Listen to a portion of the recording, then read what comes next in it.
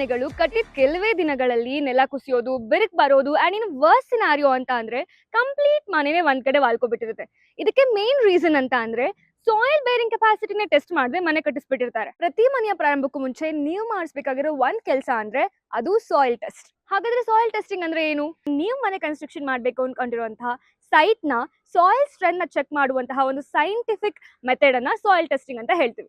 Bore test ನ ಮೂಲಕ ನಿಮ್ಮ ಸೈಟ್ ನ ಸಾಯಿಲ್ ಎಷ್ಟು ಲೋಡ್ ಕೆಪಾಸಿಟಿನ ಹಿಡಿದಿಟ್ಕೊಳ್ಳುತ್ತೆ ಅಂತ ಚೆಕ್ ಮಾಡ್ಕೊಳ್ತೀವಿ. ಇದನ್ನ ಸಾಯಿಲ್ ಬೇರಿಂಗ್ ಕೆಪಾಸಿಟಿ ಅಂತ ಕರಿತೀವಿ. ಬೆಂಗಳೂರು, ಮೈಸೂರಲ್ಲಿ ಮಿಕ್ಸ್ ಸಾಯಿಲ್ ಕಂಡೀಷನ್ ಅಂತೂ ಇದ್ದೇ ಇದೆ. ಸೊ ಹಾಗಾಗಿ ಒಂದ್ ಕಡೆ ರೆಡ್ ಸಾಯಿಲ್, ಒಂದ್ ಕಡೆ ಕ್ಲೇ ಸಾಯಿಲ್, ಒಂದ್ ಕಡೆ ಗ್ರೇವಿಯಲ್ ಲ್ಯಾಂಡ್ಸ್ ಅಂಡ್ ಇನ್ನೊಂದ್ ಕಡೆ ಫಿಲ್ ಲ್ಯಾಂಡ್ಸ್ ಅಂತೂ ಇದ್ದೇ ಇರುತ್ತೆ.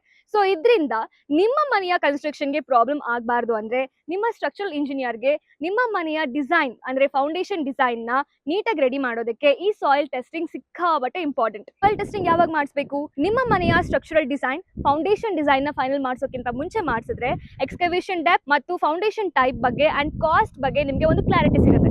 ಸಾಯಿಲ್ ಟೆಸ್ಟಿಂಗ್ ಮಾಡಿಸೋದ್ರಿಂದ ನಮ್ಮ ಪ್ಲಾಟ್ಗೆ ಎಷ್ಟು ಸೇಫ್ ಬೇರಿಂಗ್ ಕೆಪಾಸಿಟಿ ಇದೆ ಅಂತ ಗೊತ್ತಾಗುತ್ತೆ.